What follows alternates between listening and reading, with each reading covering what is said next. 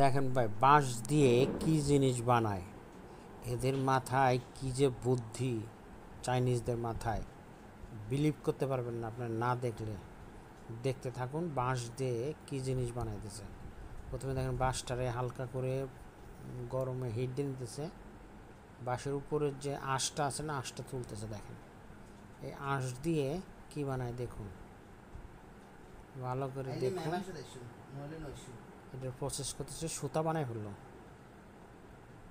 ও মাই god, এদের মাথায় এত বুদ্ধি!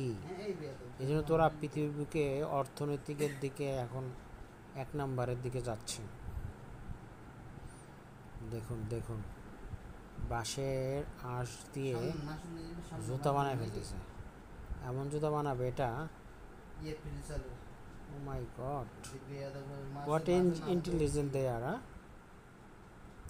এই দেখেন বানায় ফেলছে, তলি বানায় ফেলছে, জুতার তলি। এই দেখুন কতগুলো পার্ট দিয়ে এটা আবার সুন্দর করে সাজাবে, এটা জাতা দিয়ে চাপায় চাইপেই করবে। ও এম জি, হ্যাঁ, what a wow, my god,